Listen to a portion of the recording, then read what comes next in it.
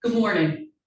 Robert A. Geake is a public historian and author of 14 books, including New England Citizen, Soldiers of the Revolutionary War, Minutemen and Mariners, which is the focus of today's presentation, about the raid on New Haven in 1779 and the burning of the Pardee-Morris House. Mr. Geake serves as president of the Smith's Castle Historic House Museum in Rhode Island, and today he will be telling the story of ordinary citizens who became united in the cause for freedom. Mr. Geake. Thank you so much for being with us today. It's a privilege to come here and talk about the historic Pardee-Morris House.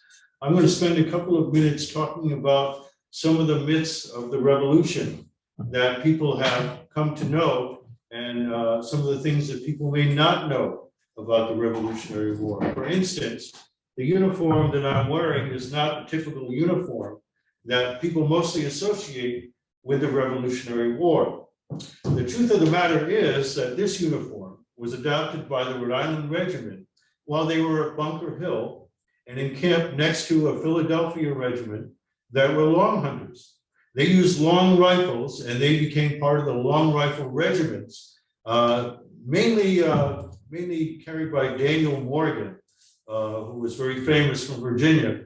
And those long rifle regiments were actually very crucial in some of the major battles of the war, because the men with the long rifles would climb up into the trees and try and pick off the officers of the opposing side, British officers. And they had managed to do that at Saratoga and in other places with great efficiency. And so this was the uniform that they wore. This is linen. It is all linen. It is the breeches, of course, long breeches, because you were marching and getting mud. These would have had mud blocks on them as well. And the white linen shirt, a white vest, and this jacket, which is made specifically as a kind of hunter's frock. And so it's waterproof. The rain just flows right off of it and catches in the fringes. It's a very efficient type of uniform. But the real uniform that we're familiar with did not come about until after 1778. The truth was that we could not find a clothier to provide enough clothing for the American Army. So while I'm wearing a tricorn hat with this uniform, which is again something that most people associate with the colonial forces, the colonial troops in the Revolutionary War, the truth of the matter is that with this type of uniform, I probably would more likely be wearing a hat like this. Just a simple woolen hat that you could cut and then you could shape into whatever mold you wanted and wear. Again, this is very efficient for wearing in the woods and being a long hunter. And this was adapted by the Rhode Island Regiment. The blue coats that everyone's familiar with were adapted from the Virginia Militia that Washington, of course, was initially involved in and would later command. So the blue coats came from the Virginia Militia, and the rest of the uniform was made up by French clothiers. Because in 1778, after they had joined the alliance with the United States, the president of the Continental Congress wrote to Paris and asked them to find clothiers to produce clothing for the American Army. His only request was that the clothing be more stout than that made for Frenchmen, because of course the Americans were over and above, more larger and taller than the French. And so that's a myth of the uniform and how the uniform came to be. The Rhode Island Regiment, of which I'm a part of, remained in a all-white uniform, a little different than this. They did not wear the blue coats, but they also had a hat, which was very, very unique. And it was almost like what we would see today as a fireman's hat, and with a plate that stood up above the wool crown, proclaimed with an anchor, and it proclaimed the Rhode Island Regiment. So given that today, I'm going to go back and talk about what I came here to talk about today, and that is the raid on New Haven, and in particular, the events leading up on the raid and the turmoil that Connecticut found itself in.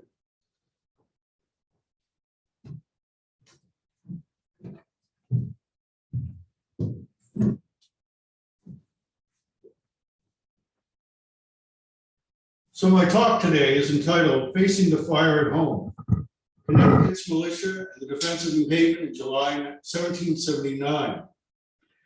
So since the British occupation of Aquidneck Island in the state of Rhode Island in December 1776, the bordering colony of Connecticut was placed in almost constant peril.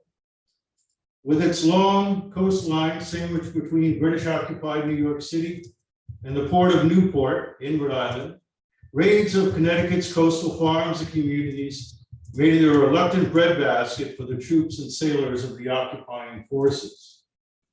On May 3rd, for instance, 1777, Richard Henry Lee, the president of the Continental Congress, would write to General Arthur Lee with news that, quote, the enemy with about 2,000 men from New York pushed up the Sound by water and made a forced march through some parts of Connecticut to surprise and destroy a magazine of provisions laid up there for our army.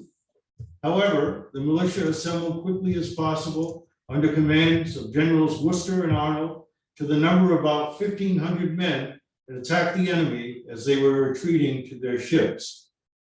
But little did Richard Henry Lee know that as he was writing this, that incident would stir a great deal of uneasiness among militia in the field, that while they were engaged for the army far away, their homes and property were left vulnerable to raids from British foraging vessels. The Connecticut militia then, despite its involvement in Bunker Hill and some of the early skirmishes and battles for the Continental Army, largely refused to answer the call in 1777, when Washington was desperately trying to shore up the defense of the Hudson River.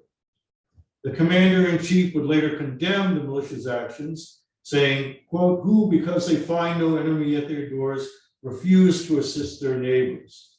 But this was a constant problem for the Continental Army, and the persistent problems with recruitment were threefold, and many inconveniences may be prevented by their being placed upon the same footing in point of encouragement, wages, and rations.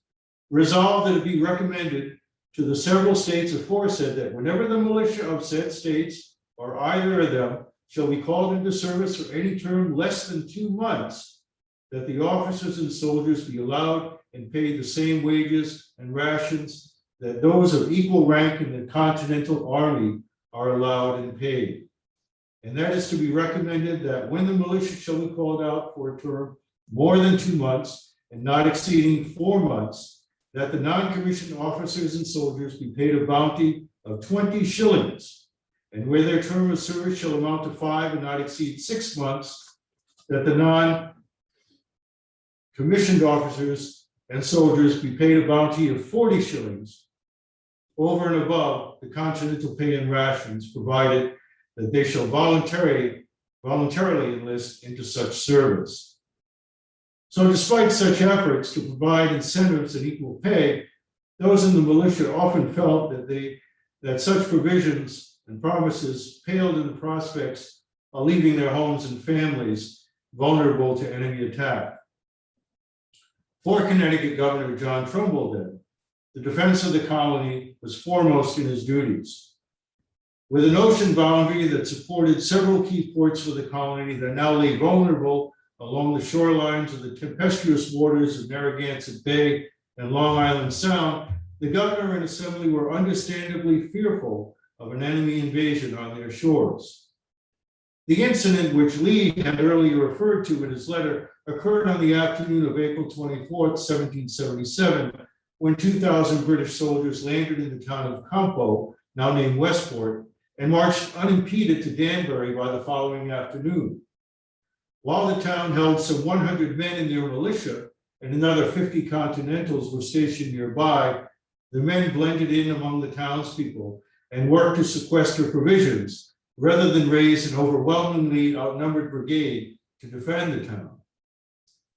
Trumbull acted quickly to muster what forces were available. Major Generals Worcester and Simeon mustered their brigades and met with a combined force of 600 men, and aided by Continental artillery, succeeded in fending off the British from reaching Norfolk. If it was a victory, however, it was certainly a hollow one. Such a low turnout of militia alarmed the colony, only some 800 men from the Western regiments, which included the 4th, the 9th, the 13th, and 16th regiments, whose members numbered 4,000, had answered the alarm. So only 800 men out of 4,000 possible recruits answered that alarm. The need for greater preparedness then was at once extended. So on the 29th, the Council of Safety sent the alarm to the 4 regiments closest to the coastal towns of Groton and New London. And on May 4th, Trumbull ordered that 1/4 of the 2nd and 4th Brigades for the defense of the coastline west of New Haven, and 1/4 from the 6th Regiment stationed in the north and east to guard the eastern shoreline. The same day, Trumbull wrote to General Washington that his government was, quote, more in consideration of the enemy, as it is the great source among the New England states of the provisions both for the army and the country, and by their frequent attacks on the different parts, they know they keep us in alarm, and so much divert us from our husbandry, as well as soon reduce us to want, which both the army and the country must sensibly feel. He then requested 2 continental regiments to bolster the defense of the shoreline, but Washington did not comply, given the poor state of the army. Indeed, the Continental Congress was poor in funds as well. Another letter that appeared in the Connecticut Current attributed the poor turnout on that day to the great loss of officers from the local militia who had been conscripted into the Continental line. Communities indeed lost many of the leaders who roused public response to such crises large and small. Without those leaders, many soon felt groundless, with little motivation to fight in distant battles, and less inclined to leave their farms and families for weeks at a time. Still, Congress requested more men for the war effort from all the New England states. These had initially included African American volunteers.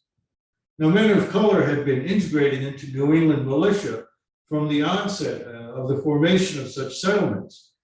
They were included in the adult male populations that were expected to turn out for routine musters and drills for the defense of towns and villages. Many patriots of color, including African Americans, mulattoes, and indigenous men, had signed on at the war's onset, enlisting with those local militias that sprang like crocuses throughout New England in the spring of 1775. A significant number of African Americans had taken part in the siege of Boston, the expedition to Quebec, and battles elsewhere in that first year of the war. General George Washington, however, had been reportedly alarmed to see so many armed men of color in the regiments that surrounded Cambridge as he arrived to take command of the Continental Army. And for a time, he resisted allowing more to enlist. As initial enlistments expired at the close of 1775, General Gates had, as voted by the generals and approved by Washington, issued an order that recruiters for the Continental Army not enlist any men of color, whether free or enslaved. Those who had already enlisted were allowed to serve out their terms. Now, this order dismayed many of those who had fought beside these black soldiers in those early engagements. General John Thomas, for instance, commander of the troops that had encamped in Roxbury, wrote to John Adams that, quote, we have some Negroes, but I look at them in general as equally serviceable with other men for fatigue. And in action, many of them have proven themselves brave, end quote. At the same time, Americans were just beginning to read of the service and bravery of African American volunteers, as newspapers around the colonies reprinted stories of Samuel Lawrence, who roused the citizens of Lexington on horseback as the British approached, and Peter Salem's bravery and marksmanship at Bunker Hill. Towns throughout the countryside recognized the contribution of their black citizens from early in the war. Now New England states began to look at these patriots of color in a new light and ease those early restrictions that prevented their service. In May 1777, for instance, a debate in the Connecticut Assembly raised the possibility of recruiting and training a regiment comprised of these patriots of color, but rejected and passed another act that allowed residents to hire blacks as substitutes for service. What they could not agree on was the compensation that owners would get for the slaves who wanted to enlist. The following year, Rhode Island would enact that form of having slaves being able to enlist, and they would have already mapped out that problem, no less with a committee that was made up of those plantation and slave owners who decided the value of each slave and what each owner would get as compensation. So in May 1777, Connecticut did not approve this measure, but just by allowing residents to hire blacks as substitutes for their service, this brought an immediate response from slave owners who held within their property numerous slaves, many of whom desired to enlist. As conditions had not yet provided freedom in exchange for service, that issue was not addressed until the October session of 1777, and they did provide additional inducement for enlistment to make up a quota of the town.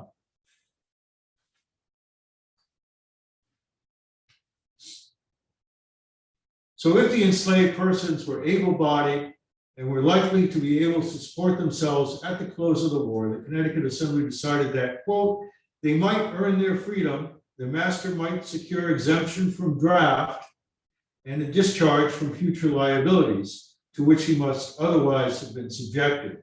So the key point in allowing the slaves to enlist in Connecticut was that this meant that the owner could enlist slaves rather than his own family, himself or his own family being drafted.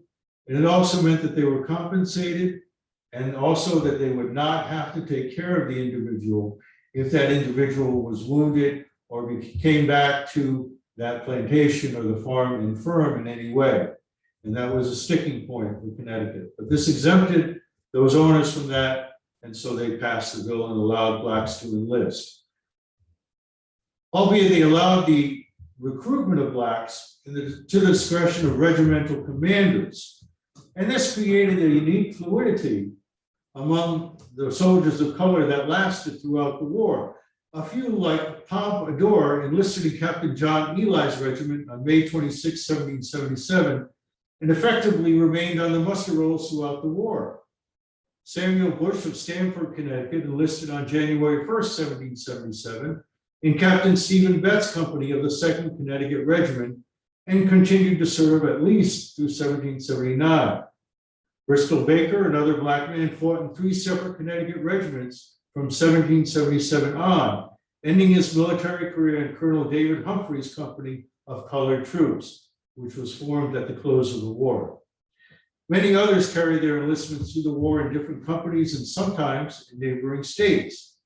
To appreciate the effect that this 1777 article had, we can see from William C. Nell's original compilation of a list of black participants, which names over 150 men of color in Connecticut who enlisted in the year of 1777 alone. And these included 8 patriots of color from New Haven. While the enlistment of black soldiers bolstered the muster rolls of continental regiments, the town and villages still found themselves protected with but a handful of men compared to those who were sent away, as so many felt, to fight in a foreign land. The women of Connecticut then took upon the task of war in equal measure. They managed farms while their husbands were gone, to great benefit in their husband's absence, and according to John Adams, and they conducted businesses in urban areas as they had before the war, and aided in the protection of their communities. Wives of citizen soldiers were not the delicate and pampered spouses of officers and government officials. They were tough, determined to endure the hardships of war, and were often as not equally accurate as their husbands with a fowling piece or a musket when it came to wolves or other intruders. As historian Linda K. Kerbin has observed, both Patriot and Tory forces could recruit men not because cheerful women waved them off to war, but because these same women bravely stayed on alone, keeping family farms and mills in operation, fending off squatters, and protecting family property. By their heavy labor, often at great physical risk. At times, they took great risk indeed, from the housewives in New London who shamed those merchants who were still selling British goods and destroyed those goods in the process, to individual acts of heroism, as is exampled by 2 young women in particular. In September 1775, 22-year-old Deborah Champion was asked by her father, Henry Champion, the commissary general, to deliver messages to George Washington at his headquarters in Boston. She set out with Aristarchus, the family slave, on horseback from New London, riding north along the Quinebaug Valley to Canterbury, then east to Pomfret, and eventually crossing through Rhode Island into enemy lines into Massachusetts. Her act of bravery was equaled by 16-year-old Sybil Luddington, who in the midst of the April 1777 attack on Danbury, rode some 40 miles through Putnam and Dutchess counties to alert the militias. Countless other numbers of women served the cause of liberty as camp followers, especially those who had no property or prospects without their husband for support. These women often eked out a living by doing washing, cooking in the camps, or working as a seamstress for the soldiers, often sorely in need of clothing to be mended. There are other women as well in the encampments who earned a sporadic income while the men were in camp. These were often situated in houses nearby the soldiers' encampments. And while the common soldier could only visit those houses on leave, the senior officers, who were often housed in more convenient situations, became the beneficiaries of their frequent visits. The women in those communities then became indispensable for militia who were sent into the neighboring colonies for their defense. The additional services of these women in providing food, a bed for an ill soldier, and visits to campsites for sing-alongs and evangelizing were in the end of immense importance in bolstering the morale and the comfort of these troops far from their own friends and family. The Connecticut men in 1777 were dispatched to Peekskill and Fishkill during that summer into the fall, under the command of General Israel Putnam and General Gold Selleck Silliman, who dispatched 1/4 of the 4th and 9th regiments of the militia to protect the coastal communities, and then marched with the remaining men into New York. Their time there was often filled with tedious marching between the towns while on patrol along the Hudson River, and their frustrations of being far from home were often compounded. So all in all, a frustrating experience for those men trying to keep up with the British raids along the Hudson. Other Connecticut men were sent to Rhode Island. Connecticut's Council of Safety raised a battalion of 810 men for service on what was known as General George Spencer's planned assault against the British in occupied Newport. They appointed the popular John Douglas, brigadier with the 5th Brigade, the commander, and appealed for volunteers to overcome the shortage of men promised to join the expedition. The council reshuffled the men stationed along the coastline, dispatching Captain John Ely's regiment with the addition of companies of watermen and mattresses, or rather the artillery, to Rhode Island. And it all literally came to nothing.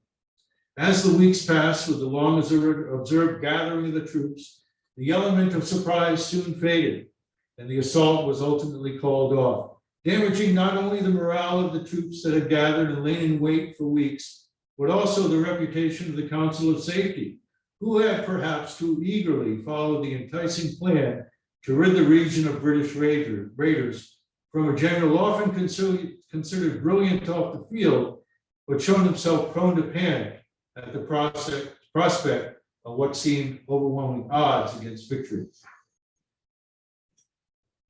So despite this setback, 2 militia regiments under Colonel Jonathan Latimer from New London and Thaddeus Cook of Wallingford joined Benedict Arnold's forces at Saratoga, winning honor in the field for their engagement in the crucial actions near Stillwater on September 19th and October 7th. So after a brief respite of a few weeks in late fall, Silliman and his militia were again called to support Putnam and the ill-advised strike against Fort Independence. This time, only a tenth of the militia answered the call to arms. Some 900 of the 2,000 troops under Silliman's command were facing discharge, their enlistments having expired in mid-November. The following year, the colony faced less of a threat, as the army had the enemy largely engaged far from New England, but the British Marines and American mariners and whaleboats counting each other's faint attacks on outposts and villages. After the British invasion of Greenwich in March, no matter that it had little effect, Governor Trumbull ordered General Silliman to call a general muster and an accounting of the remaining militia. As a good number of enlistments ended on the 1st of May, it was feared that the forces needed to protect the stores in Fairfield would be too small. In July, hope came yet again of the expulsion of the British from Rhode Island. So Washington had dispatched General John Sullivan in New Hampshire to the colony in March of 1778 with plans for an assault in late summer. Among the militia called to join the forces were Colonel Stanley Webb's additional Continental Regiment of Danbury, Connecticut. Webb's men in Rhode Island were under command of Lieutenant William Smith Livingston, where they were part of Rhode Island General James Mitchell Barnes' brigade. As with the previous year, however, troops were slow to respond, and preparations were made painfully slow as the weeks passed. The newly formed alliance with the French brought hope that the fleet commandeered by General D'Estaing would bring the needed assistance to rout the British from the island. Communication between the two forces, however, was at once difficult and strained. The American commander Sullivan launched his offensive a day earlier than the French expected, and thus left his Marines vulnerable without the element of surprise. The weather, which had been foul for much of the summer, much as it has been this summer, grew worse as Sullivan planned to move more invading forces ashore. And the expected bombardment of the British post by the French fleet was dampened by the hurricane-like gale that continued for 2 days, leaving the ships battered and beating a retreat to Boston for repair. The American troops awaiting the invasion suffered horribly on land, making shelter with whatever materials were at hand to keep the rain from soaking their clothes and ammunition. In the midst of this misery, some found their positions in picket posts under attack from Colonel Edmund Fanning's Loyalist King's American Regiment, who attempted several captures of American soldiers to garner intelligence. Some 3,000 volunteers left when their enlistments expired. The pressure was too much for others, and a number of desertions occurred. One of them was Major Thomas Quigley of Webb's regiment, accused of attempted desertion to the enemy. He was found guilty at court-martial and hung at 2 p.m. on August 28, 1778. At a council of war that day, it was determined that Sullivan just had 7,000 remaining troops, 4,900 of which were remaining militia, including Webb's regiment. On the morning of the Battle of Rhode Island, the Connecticut volunteers were in the thick of the fight from the first rays of dawn. A force of some 400 men of Tyler's militia covered the left flank of the advancing American line, while Livingston and a force of some 300 men had been sent with Barnum's brigade to flank the right of the line and advanced up the west road of Aquidneck Island. Livingston's men came under heavy attack just after 7 a.m. In the ensuing skirmish, the lieutenant colonel was struck twice in the chest by spent musket balls and narrowly escaped death when his horse was decapitated by a cannonball in the throes of battle.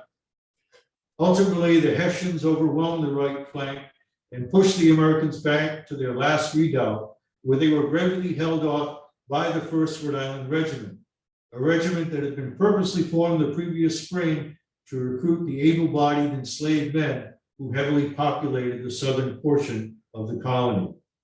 These men and volunteers from Massachusetts held off the British and Hessian forces until the last whaleboat of volunteers had been shoved off the island into the Saconnet River and rowed back to Howland's Ferry in Bristol.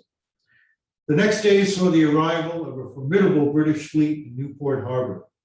Finding the Americans had left the island, Admiral Howe set his sails through New London, where contrary winds prevented the fleet from entering the harbor and launching an attack on that town. Once again, Connecticut's sons and fathers had fought and been placed in the front lines of a failed campaign with a Continental Army that often seemed to be foundering that season. The strain of the British occupations of New York were also beginning to show in shortages of supplies, especially flour and grains for livestock. As Richard Buell would write, quote, as long as the enemy controlled New York, Newport, and Long Island, the state faced a danger on 3 of her 4 frontiers. If Newport had been wrestled from the British, Connecticut would have enjoyed at least a respite from the harsh demands for recruitment and maintenance of a force to defend the eastern flank. That year, 1778, ended with Connecticut as unsafe as ever. End quote. Historians have long written of the hardships on soldier and civilian during the harsh winter of 1778 to 1779. The shortages of food and supplies, ships shackled to harbors for fears of the danger of loyalist privateers on the open water. These strains were compounded by the many men from Connecticut towns who had been taken prisoner and lay in declining health, even perhaps dying in the dreaded sugar houses, or worse, on board the infamous prison ships in New York's harbor. The year 1770-79 began ominously with the buildup of British troops on the border, poised to parade into Connecticut once again. On February 26, General Simeon received a dispatch at the courthouse in New Haven that told him that some 600 troops of a British expeditionary force had already marched into the state and would be followed soon by an invading force of some 2,000 or 3,000 men. The guard posted at Greenwich seemed to be taken by surprise and offered sporadic resistance. Many were no doubt aware that General Putnam, who had held him in review just minutes before, had already fled the scene on horseback, tearing down a nearby hillside to escape the bombardment. The British plundered the village over a day and night, carousing in the tavern, stowing the occasional boat, plundering stores, and then burning them before they left the following afternoon. One such casualty was the salt works that David Bush had established on the waterfront. In a year when flames and musket fire would sear the coastline, the plunder of Greenwich was but a shot across the bow. On the night of May 1st, 1779, a band of 8 local loyalists broke through the window of General Simeon's house on Honeyman Hill in the town of Fairfield and succeeded in kidnapping the general and his son William. As the captives were hurried to the beach beneath the bright moon, Simeon surely recognized his captors. Captain Henry Glover, the man who had guided the kidnappers, had once built a cider mill for his farm. Ezra Wheeler, whose brothers in Reading were already known to be loyalists, and Captain Bunnell, a former resident of Fairfield, were all among those loyalists that kidnapped Simeon. The prisoners were taken to Huntington Harbor on Long Island, where Simeon chafed at the rude treatment he received. His rank as general of the militia did not initially garner respect from his captors, who no doubt were unaware of the extent to which the American militia contributed to the Continental Army. Simeon's manner, however, soon allowed him to make diplomatic inroads as a prisoner. While confined to lodgings in Smith Street in Manhattan, he was able to negotiate the exchange of a half a dozen Connecticut men who had been languishing as prisoners in the sugar houses. On May 22nd, he was removed to a house on Gravesend, Long Island, the home of Sheriff von Brunt, where he was given his own room and bed and a lengthy stretch of marshland and beach on which to exercise.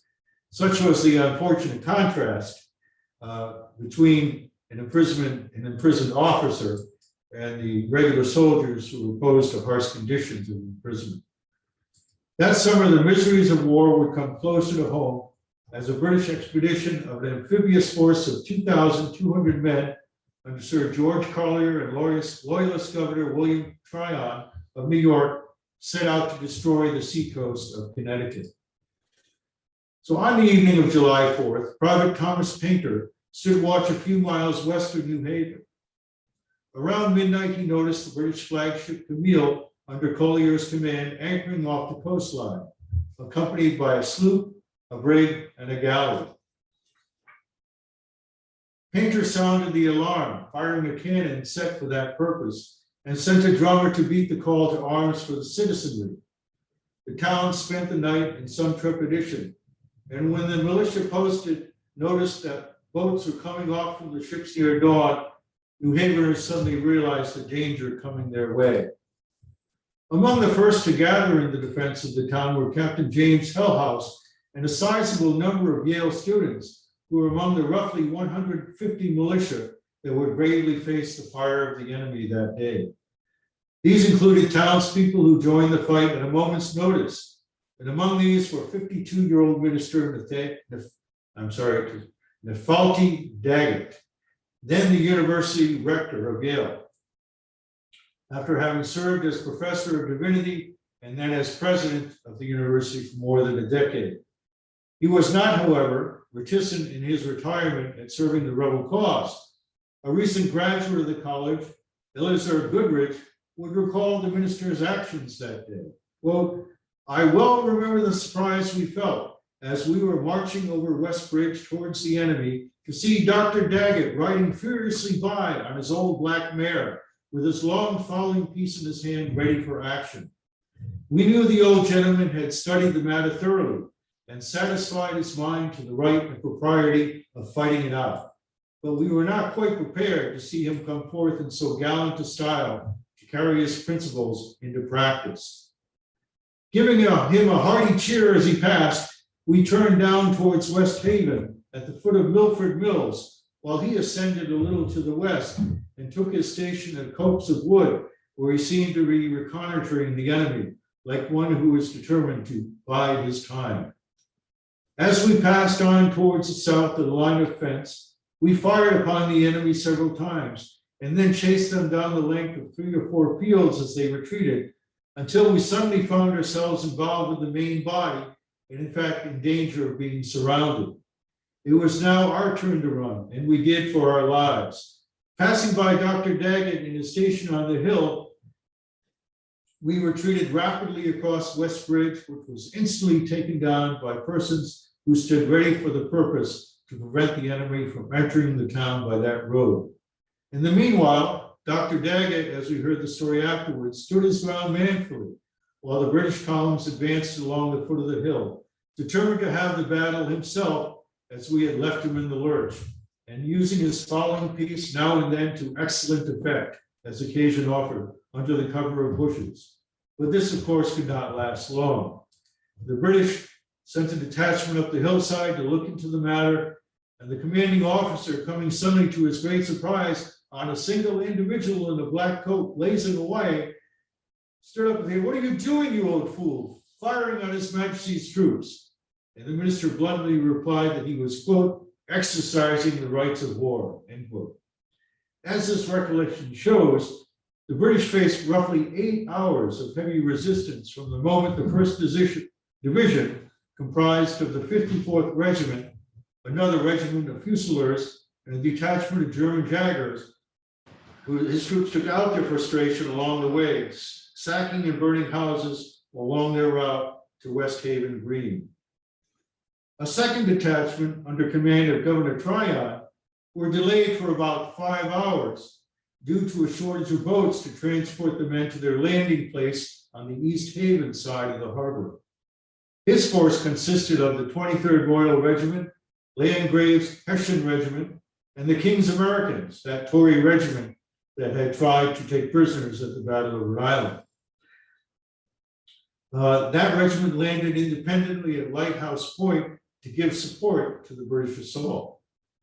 Once in the available boats, Tryon's troops canvassed the coast under cover of the British fleet for a suitable landing place. But once they were exposed, came under heavy fire by Lieutenant Pierpoint and his 19 militia at Black Rock Fort. Tryon's men came under heavy fire as they made their way up the beach, hauling 2 light cannons into position to fire upon the outposts. Lieutenant Pierpoint fired his cannon at the invaders until the ammunition was spent, and then he and his men spiked the guns and dismantled them. Spiked the guns and dismantled them before leaving, before the enemy could overtake the fort. Once these defenses were taken, Tryon proceeded to nearby Beacon Hill, where more rebel militia were gathering. While they succeeded in scattering the locals who had mustered, the Brigadier General's forces were once again repelled by militia posted at Neck Bridge over the Quinnipiac River and failed to join with Garth's troops as had been planned. Instead, Tryon was called to New Haven well after Garth's men had taken the town, more than 8 hours after the assault had begun. a far cry from the planned meeting at noon on the village green. As historian Richard Buell Jr. has written, once in New Haven, Garth's men made up for lost time. The town was plundered by men from the ships which came into the harbor on the afternoon tide, and the enemy showed little mercy to the inhabitants, wounding and murdering people often in their homes, regardless of whether or not they wore arms. Still, the spirited resistance put up by the militia may have saved the town from the general conflagration Garth had planned. The raiders burned some stores and vessels at the Long Wharf, but left the rest of the town intact. And of course, we're sitting in the house here that was burned in that attack. Amos Morris owned the house here at the time, he and his family. As I've been told, set up a banquet outside in hopes that the British would pause and take respite and spare the house, but they did not. So his wharf, his salt works, and his house here were all burned to the ground.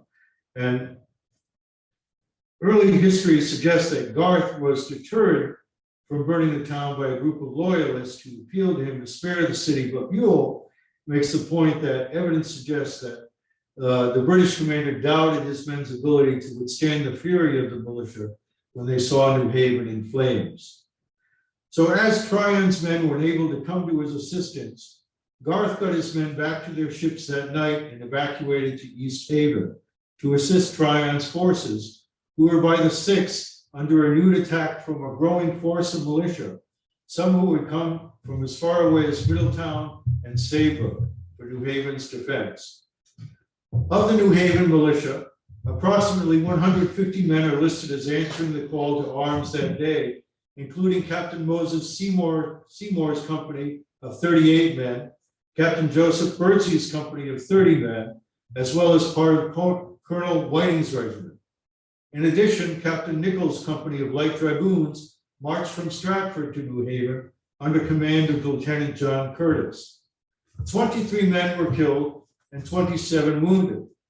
Among the dead was a patriot of color listed only as Pomp, who had enlisted that spring.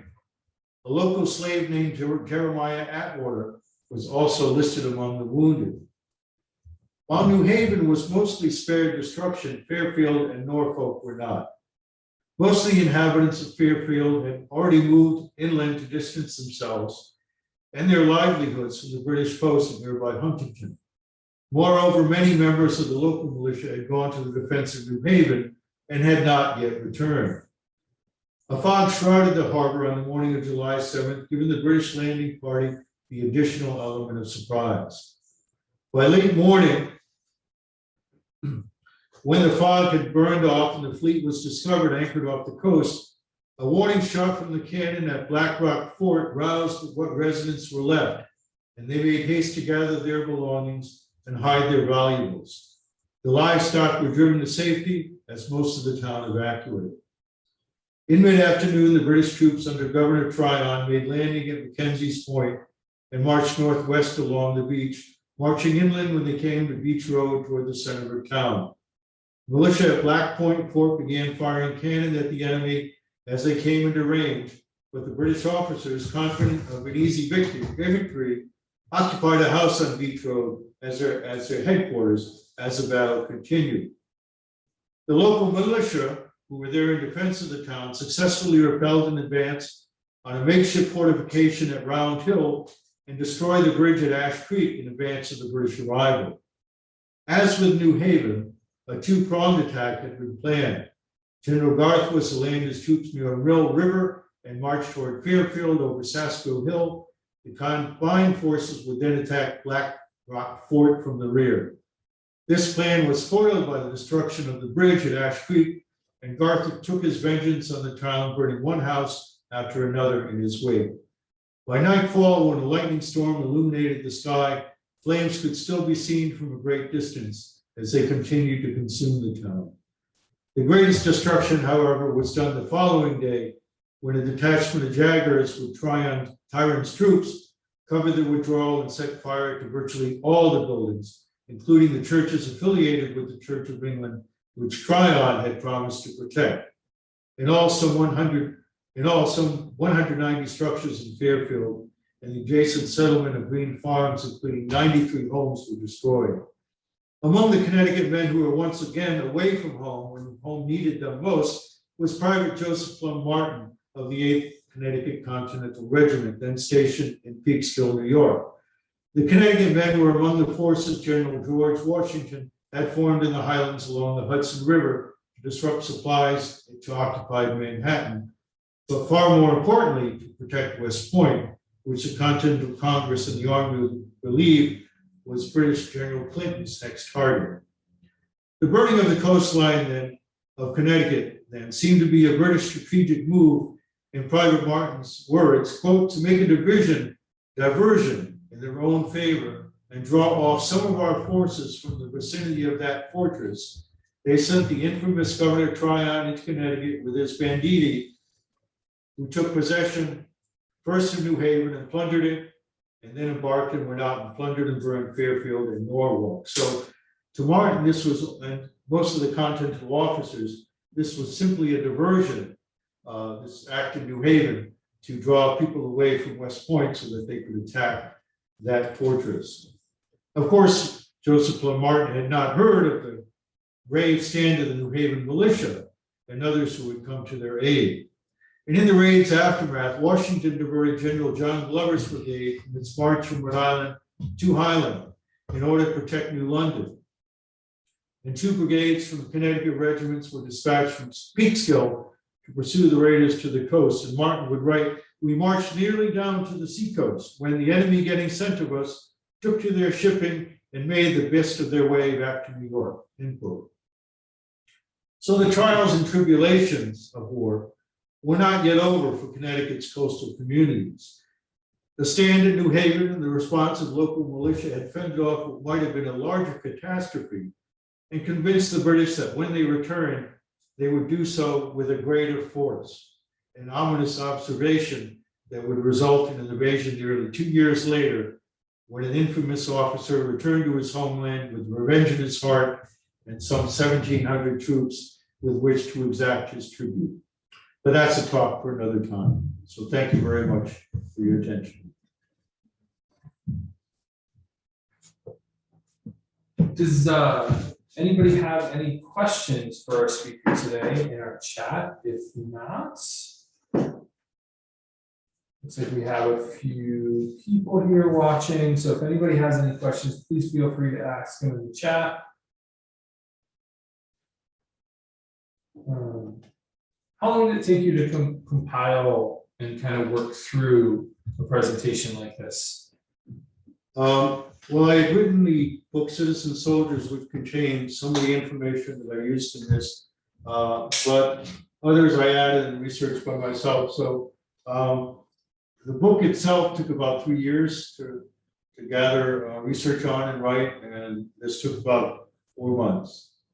And how do you find a way to focus your attention on certain topics to make it more engaging? Because I mean, there's a wealth of knowledge about a war that lasted years.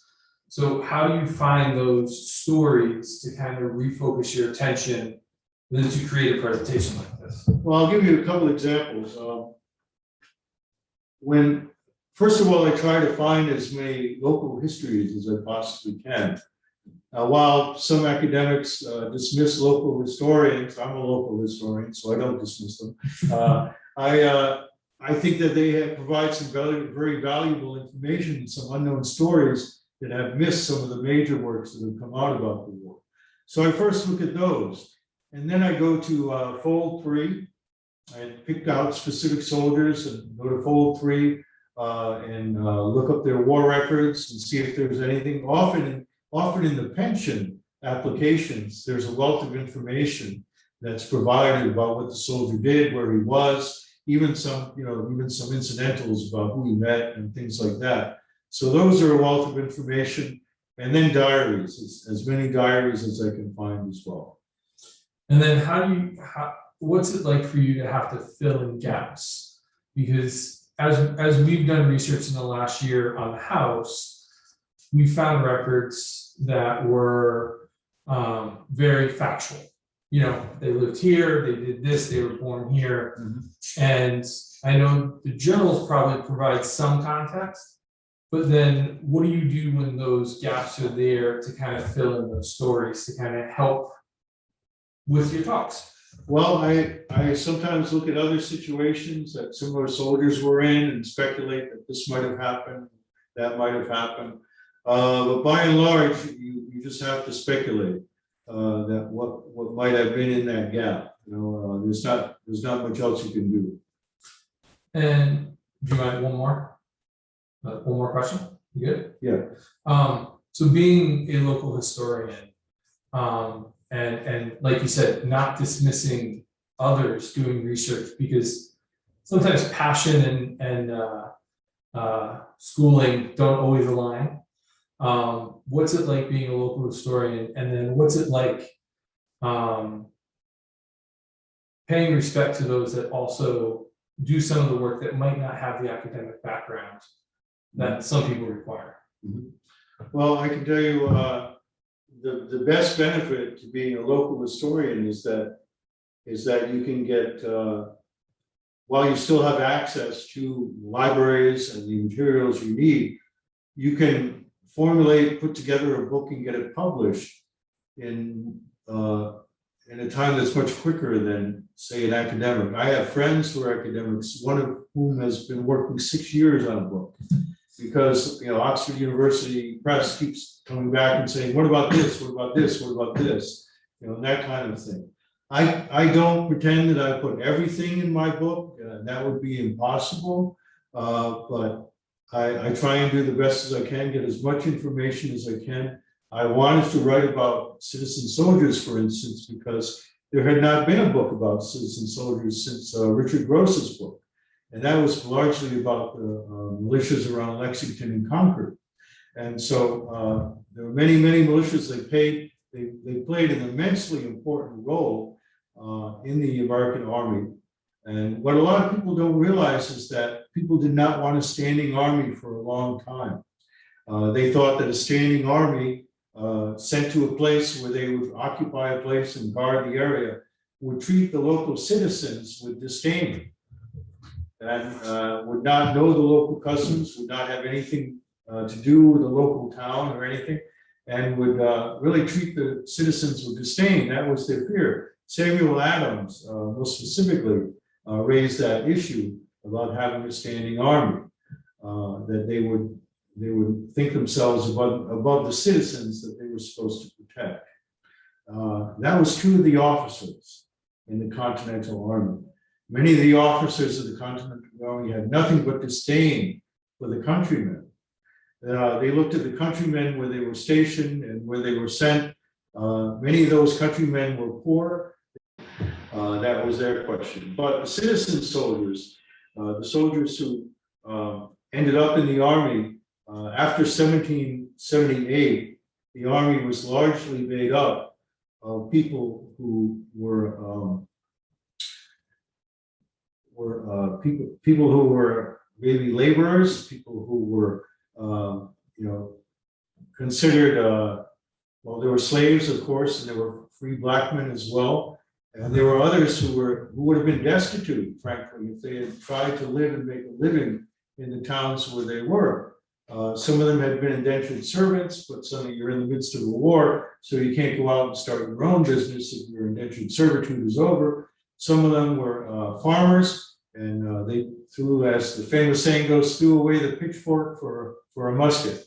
And that happened time and time again, and largely by the war's end, the American victory was as a result of those type of soldiers, not the soldiers that were wealthy and landowners and so forth, but the soldiers who were not landowners, the people who were desperate and often found life in the Army with at least a couple of meals a day and a roof over your head to be more secure than they might have found in their own towns during that time.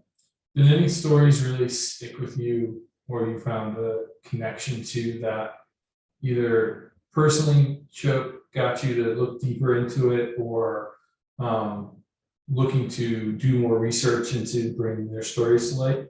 Yes, when I was driving through Connecticut a couple of years ago, actually 3 years ago now, and working on this book.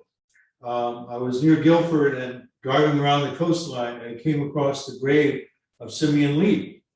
The first I'd ever heard of him.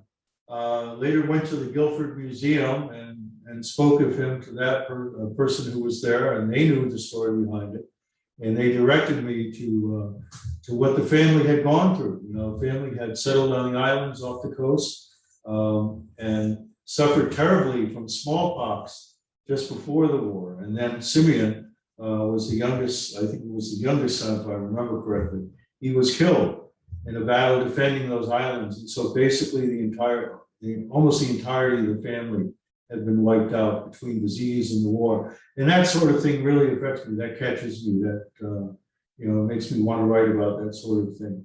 And the other surprise that I found in my own family in researching the book was that my brother Bill and I had always had an aunt that told us about an Indian princess that had married into the family. Well, of course, you know, you always hear about Indian princesses and so forth in families, and you wonder if it's true or not. Well, I was researching. I had a genealogist help me with the research, and she researched my family going all the way back. And I found the Indian princess. It was a militia leader named Thomas Billings. His 3 sons had lived in Massachusetts, Medford, Massachusetts, and the family had lived there. But they moved to Deer Island in Maine, where his wife was from, who was of Indian, who was Abenaki, to be close to her family. And they reputedly had the first white child born on that island. And so that was a fascinating aspect of my own history, my own family's history, and also for the militia itself. His 3 sons all served, 1 was killed in the war as well. We have a few questions about how do you get started. If you want to engage in looking into local history, what would be your advice for somebody that's looking for either local, very local in their neighborhood and want to know more about their history, or family history? What are some suggestions that you might have for local historians just getting started? Find your local historical library and what resources they have. I'm sure New Haven Historical Society has a very prominent library with a lot of records. And elsewhere, they usually have that situation as well. Some of them are a little restrictive now on when you can come in because of our current situation. But by and large, that is the first place I would look. You know, pick a topic first. You know, pick something that catches your attention and that you think would catch others' attention. And then look it up as much as you can online, but definitely go to the historical societies and look at the real records, look at the prime sources of what you're looking for, the material you're looking for. We had a question of, are there complete rosters of Revolutionary soldiers that are accessible to people? Yes, there is an organization called Fold 3. It's associated with Ancestry.com, and they have placed all of the military records from the Revolutionary War into their files. So you can find a name, Joseph Seymour, you know, Isaiah Huntington, whoever. Look it up and find out where they served. Sometimes you'll find their muster rolls, and each soldier carried a card on which he wrote the time of enlistment and the period of time that he had enlisted and was engaged. Especially with the militias, this was important because militias generally could serve anywhere from 3 weeks to 3 months. And they were at a moment's notice told to march with 3 days provision, no matter what the destination was, no matter the distance. So this was an important component of their life. And the militias all had cards. The militiamen all had cards in which they would write the dates and the period of their enlistments or the engagements, and those are what you find there, as well as the pension applications. So I know we have some of your book here for purchase, and I believe we'll have it in our bookstore. So we had some questions about how to get your book. But in closing, is there any place that you want to send people to get more information about your work, or to support some of the stuff that you're working on outside of the book, and tell people where they can find you? Well, you can find me on Facebook, and I'm also at Smith's Castle. I'm the president of Smith's Castle, the Cocum-Scussock Association in North Kingstown, Rhode Island, and you can reach me there. I guess that's about it. Okay. Thank you guys so much for joining us here today for our talk. We're so happy to have our speaker come out in the rain. Sorry we couldn't have you guys here in person, but hopefully we will see you again. We've got events here at the Pardee-Morris House over the next few Sundays through August. We've got some fitness classes, we've got some other lectures. So please come and join us, and make sure to check our website and our social media for updates on any of those events. Thank you all for coming out. Thank you very much, Robert, for joining us. And we will see you next week, hopefully here at the house. Have a good night. Have a good day, everybody.